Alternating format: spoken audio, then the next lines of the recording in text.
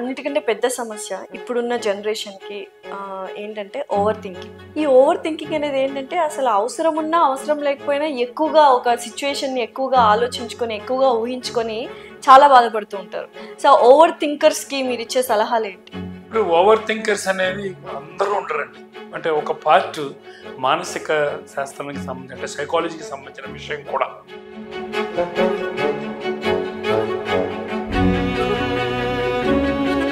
అంటే సొల్యూషనే లేని ప్రాబ్లం గురించి ఆలోచిస్తుంటారు. సో దాన్ని ఎలా వదిలేయాలి? జస్ట్ మీకు చిన్న ఎగ్జాంపుల్ చెప్తాను. సో ఇప్పుడు చాలా మంది ఎమోషనల్గా బ్యాలెన్సింగ్గా ఉండట్లేదు. సో ఎమోషనల్గా బ్యాలెన్స్డ్గా ఉండాలి అంటే ఏం చేయాలి?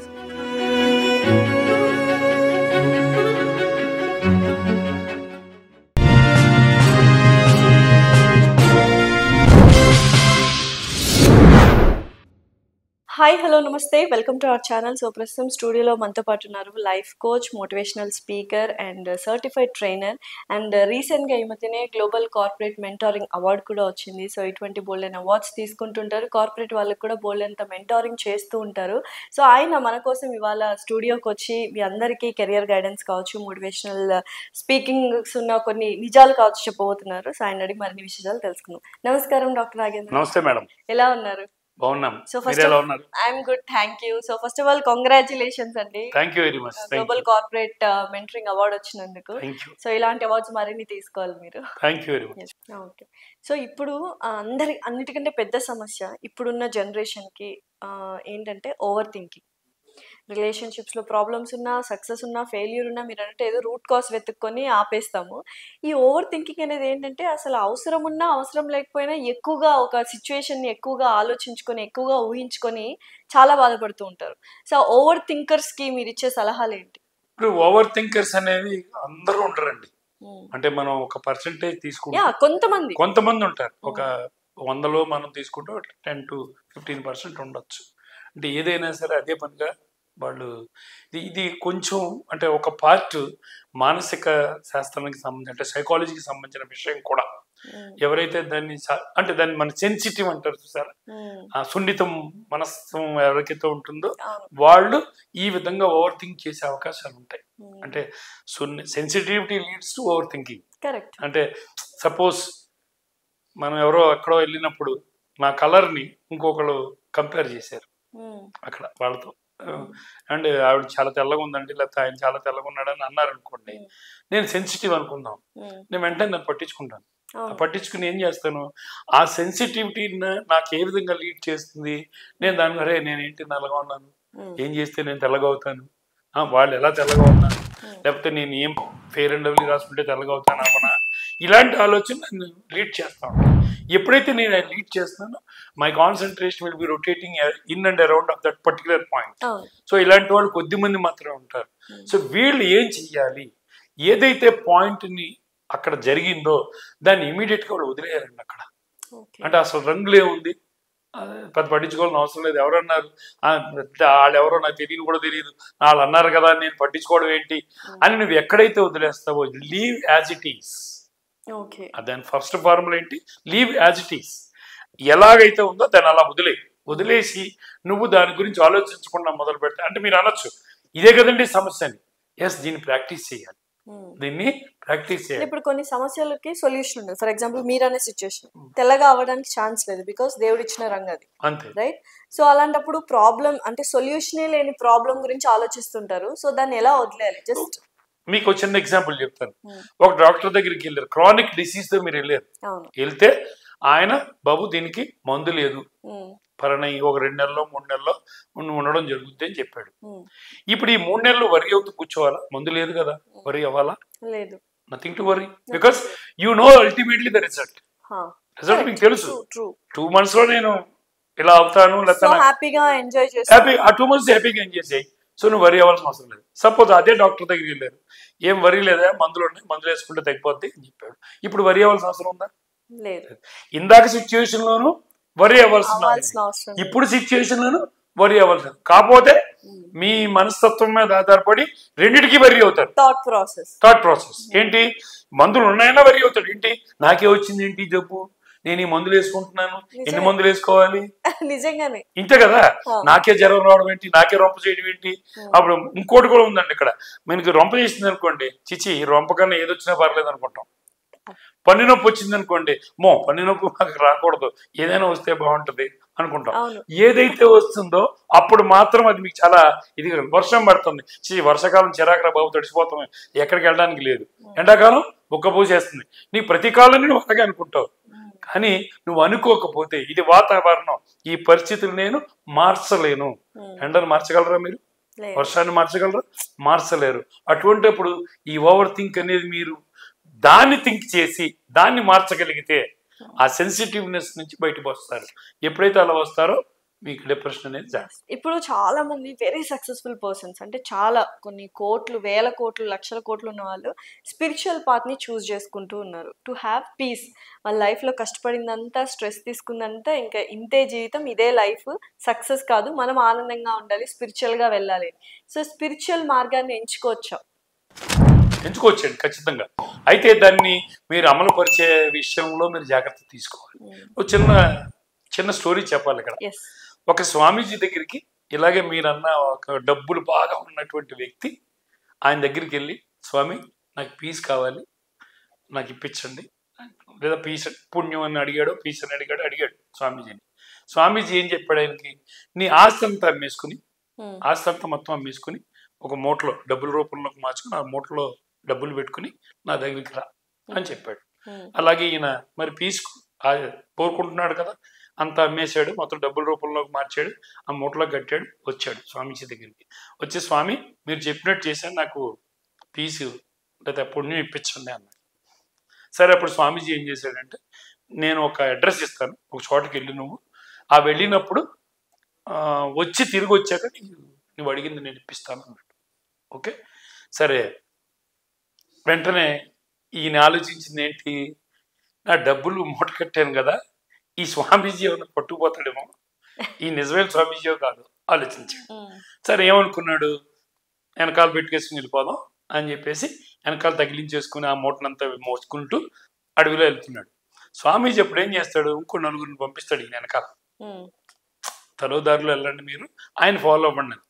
ఎప్పుడైతే ఈ ఫాలో వెళ్తున్నారో ఈ వెళ్ళిన ఆయన, ఆ డబ్బులు ఉన్న ఆయన, ఈ పుణ్యం కావాలి లేకపోతే నాకు పీస్ కావాలి అనుకునే విషయం మర్చిపోయి నా మూట కొట్టేస్తారేమో ఈ నలుగురు అన్న దాని మీద కాన్సన్ట్రేట్ చేస్తూ వెళ్ళాడు. చివరికి వెళ్ళాడు, అక్కడికి వచ్చాడు. వచ్చినంతసేపు కూడా ఆ నలుగురు ఇతన్ని కొట్టి చంపి ఈ డబ్బులు లాగేసుకుంటారన్న దాని మీదే ఉంది. ఉన్నప్పుడు స్వామీజీ దగ్గరికి వచ్చి మళ్ళీ పుణ్యం లేకపోతే పీస్ అడిగాడు. నీకు జీవితంలో పీస్ రాదన్నాడు స్వామీజీ. ఎందుకు? నీ ఆలోచన విధానాన్ని మార్చుకోనంత వరకు, నీ మార్గాన్ని నువ్వు మార్చే ప్రయత్నం చెయ్యనంత వరకు నీకు ఎక్కడొస్తుందండి? నువ్వు ఆధ్యాత్మికతకి వెళ్ళు, తప్పు లేదు, కానీ ఆధ్యాత్మికతలో నీకు దాని మీద కాన్సన్ట్రేషన్, ఏకాగ్రత ఉండాలి. నేను జపమాల తీసుకుని ఏదో ఒక నాకు ఇష్టమైన భగవంతుడి పేరు తలుచుకుంటూ ఉంటూ పాలు పొంగిపోతున్నాయి, లేకపోతే పనమ్మాయి వచ్చింది, లేకపోతే టైం అయిపోయింది ఆఫీస్కి, ఇన్ని ఆలోచిస్తూ ఉంటే నేను ఎందుకు చేస్తున్నాను అనేది నేను మర్చిపోతున్నాను కదండి. అటువంటిప్పుడు ఎక్కడి నుంచి వస్తుంది? దీన్ని చెప్తే ముఖ్యమైన విషయం ఏంటంటే, మీ థాట్ ప్రాసెస్ని మీ control, keep your thought process in your control, you dominate that control. అంటే అది మిమ్మల్ని డామినేట్ చేయకూడదు, మీరు దాన్ని డామినేట్ చేయకండి. చేస్తే కనుక దాన్ని సైకలాజికల్గా మీకు మీరు కావాల్సి అనుకున్నది మీరు ఎక్కడికి వెళ్ళకుండానే మీ దగ్గర దొరుకుతుంది. చాలా మంది ఎమోషనల్గా బ్యాలెన్సింగ్గా ఉండట్లేదు, ఎమోషనల్ ఇంబ్యాలెన్స్తో చాలా సమస్యలు కొని తెచ్చుకుంటున్నారు. అటు వర్క్ విషయంలో కావచ్చు, ఇటు ఎడ్యుకేషన్ విషయంలో కావచ్చు, ఇటు రిలేషన్షిప్స్ విషయంలో, ఫ్యామిలీ ఇష్యూస్, ఇలా బోల్డ్ అని ఉన్నాయి. సో ఎమోషనల్గా బ్యాలెన్స్డ్గా ఉండాలి అంటే ఏం చేయాలి అసలు? ఇప్పుడు ఇమోషనల్ అంటే మనం తెలుగులో ఏమంటాం, భావోద్వేగం అంతే కదా. ఈ ఇమోషనల్ అంటే ఇదివరకు రోజుల్లో మనం జనరల్ గా ఐక్యూ గురించి మాట్లాడేవాళ్ళం. ఐక్యూ అంటే ఇంటెలిజెంట్ కోషెంట్, అది ఎవరికి ఎక్కువగా ఉంటే వాళ్ళు ముందుకు వెళ్తారు అని చెప్పేవాళ్ళం. ఇప్పుడు ప్రస్తుత కాలమాన పరిస్థితుల్లో ఉన్నటువంటి మెకానికల్ అంటే యాంత్రిక జీవితంలో మనకు కావాల్సింది ఐక్యూ కాదు, ఈక్యూ. ఈక్యూ అంటే ఇమోషనల్ కోషెంట్ లేదా emotional intelligence, EI. Emotional intelligence అంటే భావోద్వేగపు తెలివితేటలు. నేను ఎక్కడ కోపం తెచ్చుకోవాలి, ఎక్కడ కోపం తెచ్చుకోకూడదు. Very true. దీన్నే మనం ఎమోషనల్ ఇంటెలిజెన్స్ అంటాం. మీరు అన్నారు వర్క్ లో లేకపోతే ఇంకో చోట, కాలేజీలో లేకపోతే ఇంకో చోట భావోద్వేగం అనేది అసలు మనకు కోపం ఎందుకు వస్తుందమ్మా? కోపం ఎందుకు వస్తుంది? నచ్చని పని మనకు జరగనప్పుడు. కరెక్ట్. అయితే దాన్ని నేను వేరే విధంగా చెప్తాను. మనం ఏ పని అయితే చేయలేకపోతున్నామో అప్పుడు మనకు కోపం వస్తుంది. అంతే కదా? ఇప్పుడు నేను కాఫీ తాగాలనుకున్నాను, తాగలేకపోయాను, నా చేతిలోంచి పడిపోయింది, లేకపోతే అవతలవాడు పడేసాడు, లేకపోతే నాకు దొరకలేదు, ఏదైనా కారణం, కానీ నాకు కోపం వస్తుంది. అంతేనా? అంటే నేను అనుకున్న పని జరగనప్పుడు కోపం. అది నా యొక్క ప్రాబ్లమా లేకపోతే ఎదుటివాడి ప్రాబ్లమా? నా ప్రాబ్లమే కదా. అలాగే కోపం అనేది ఎవరికి వచ్చినా అది ఆడబాబు. అలాగే ఎమోషనల్ ఇంటెలిజెన్స్ అంటే భావోద్వేగం తెలివితేటలు అనేవి ఎవరి దగ్గర ఉన్నాయి? నా దగ్గర ఉన్నాయి. నేను ఎలా ఆలోచిస్తే, వివేకానందుల వారు ఒక మాట చెప్తారు, మీరు ఎలా ఆలోచిస్తే అలాగే తయారవుతారు. కోట్, ఆయన చెప్పిన కోట్. మీరు ఎలా ఆలోచిస్తే అలానే తయారవుతారు. శక్తివంతులు అనుకుంటే శక్తివంతులే అవుతారు, బలహీనులు అనుకుంటే బలహీనులే అవుతారు. ఇదేంటి? మీ ఎమోషనల్ ఇంటెలిజెన్స్, మీరు ఆలోచించే విధానం, మీరు అనుకునే విధానం. ఇది నేను పనిచేసే చోట సపోజ్ ఒక ఇద్దరితో మీరు మాట్లాడుతున్నారు అంటే, ఒక ఎగ్జాంపుల్ చెప్తాను. ఒక ఆర్గనైజేషన్లో మనం పని చేస్తాం, మీరే యాంకర్, బయట ఎక్కడో ఒక ఇద్దరు మాట్లాడుకుంటున్నారు. ఆ ఇద్దరు మీ ఇక్కడ కూర్చుని ఉండగా మీ వైపు చూస్తూ నవ్వుతూ మాట్లాడుకుంటున్నారు. మీకేం ఆలోచన వస్తుంది? నా గురించే మాట్లాడుకుంటున్నారు, బాగా ఎటకారంగా మాట్లాడుకుంటున్నారు అనుకుంటారు. ఇది అనుకోవడం, అది నిజంగా వాడు మీ గురించి లాస్య కనపడింది కదా అని నవ్వుతూ చక్కగా మాట్లాడుకున్నారు. కానీ మీరేమనుకున్నారు దాన్ని? వాళ్ళు నా గురించే మాట్లాడుకున్నారు. ఇది ఎవరు తప్పు, వాడదా మీద? అంటే ఏంటి? మీ ఎమోషనల్ ఇంటెలిజెన్స్ మీరు అనుకుని అలా ఆలోచించారు కాబట్టి అలా జరిగింది. అదే ఏదో మాట్లాడుకుంటున్నారు, మనకు అవసరం ఏంటి అని మీరు అనుకున్నారు అనుకోండి, మీకు ఆ కోపం కానీ లేకపోతే వాళ్ళ మీద నెగిటివ్ ఒపీనియన్ కానీ కలుగుతా? కలగదు. That means you have to control, you have to handle your emotional intelligence in your own way. Practice చేయాలి. అసలు మొదలు పెడితే కదా ప్రాక్టీస్ చేసేది. మనం మొదలు పెట్టాం కదా. మనం మొదలు పెడితే ఏదైనా 1000 అడుగుల ప్రయాణం కూడా ఒక్కడుగుతోనే మొదలవుతుంది. ఈ ఒక్కడుగు వేయడానికే నాకు బద్ధకం. అంతేనండి. నన్ను లావ్ అయిపోతున్నారు అన్నారు, నేను వెంటనే నాకు కావాల్సినవి ఎక్సర్సైజ్ చేసేద్దామని చెప్పేసి ఓ ట్రాక్ సూట్ అన్ని కొనుక్కుని వచ్చాను. సోమవారం వెళ్ళాను, మంగళవారం వెళ్ళాను, బుధవారం వెళ్ళాను, గురువారం అన్ని వేసుకుని చెయ్యి బయటికి పెట్టి వస్తాను, ఎందుకని వర్షం పడితే అయిపోదాం అని. నాలోనే ఆ పట్టుదల లేనప్పుడు, లేనది నా కన్సిస్టెన్సీ లేదు, నాలో పట్టుదల లేదు, నేను పూర్తిగా నేను ఇది సాధించాలన్న నమ్మకం నా మీద నమ్మలేదు. అది ఎప్పుడైతే ఉండదో మీరు ఆటోమేటిక్గా ఎమోషనల్ బ్యాలెన్స్ అవుతారు, మీరు ఖచ్చితంగా అవుతారు. అది అందుకని దాన్ని కంట్రోల్ చేసే ప్రయత్నం చేయండి, మీ మీద మీరు నమ్మకాన్ని పెంచుకోండి. ఇప్పుడున్న జనరేషన్లో self confidence and over confidence చాలా సన్న గీత ఉంటుంది దీనికి నాకు తెలిసి. సో ఎలా వాళ్ళు ఓవర్ కాన్ఫిడెంట్ అవ్వకుండా సెల్ఫ్ కాన్ఫిడెంట్తోనే వాళ్ళ కెరియర్ని సక్సెస్ఫుల్గా మలుచుకోవాలి? ఇప్పుడు దీనికి చెప్పాలంటే ఒక స్టేట్మెంట్ మనం పరిశీలించాలి. ఏంటంటే నేనే చేయగలను, నేను చేయగలను ఏంటి? Self confidence. నేనే చేయగలను, కొంత గర్వం, ఓవర్ కాన్ఫిడెన్స్. అవునా? నేనే చేయగలను, తాడికంటే తలదన్నేవాడు ఉంటాడు. జనరేషన్ అంతా అలానే ఉన్నారు కదా, నేనే చేస్తాను. ఇదే తప్పు. ఇది ఓవర్ కాన్ఫిడెన్స్ అన్నాం. ఈ ఓవర్ కాన్ఫిడెన్స్ ఎప్పుడు వస్తుంది అంటే అండి, మీరు అనుకోని విజయాలు, అనూహ్యమైన విజయాలు మీకు వచ్చేసినప్పుడు మీ ఒక సైకలాజికల్ ఓవర్ నైట్ స్టార్ ఒక్క రోజులో నేను అయిపోయే అవకాశం వచ్చింది అనుకోండి, నీకు ఓవర్ కాన్ఫిడెన్స్ వస్తుంది, ఖచ్చితంగా వస్తుంది. అంటే సైకలాజికల్ ఫ్యాక్టర్ ఇది. అయితే ఈ ఓవర్ కాన్ఫిడెన్స్ మనం హ్యాండిల్ చేయాలి. ప్రస్తుతానికి ఒకటే గుర్తుపెట్టుకో, నువ్వు ఉంటే నిన్ను మించినాడు వేరేవాడు ఉంటాడు. నువ్వు 6 అడుగులు అయితే 6-1 ఉంటాడు, 6-2 ఉంటాడు, 6-2 అయితే 7 అడుగులు ఉంటాడు. అంటే ఏంటి? దీనికి ఇదే హైలైట్ అని చెప్పడానికి లేదు. మీకు చిన్న ఎగ్జాంపుల్ చెప్తానండి. ఒలింపిక్స్లో ఒక 2-3 ఒలింపిక్స్ క్రితం అనమాట, కార్ల్ లూయిస్ అని ఒక రన్నర్ ఉండేవాడు.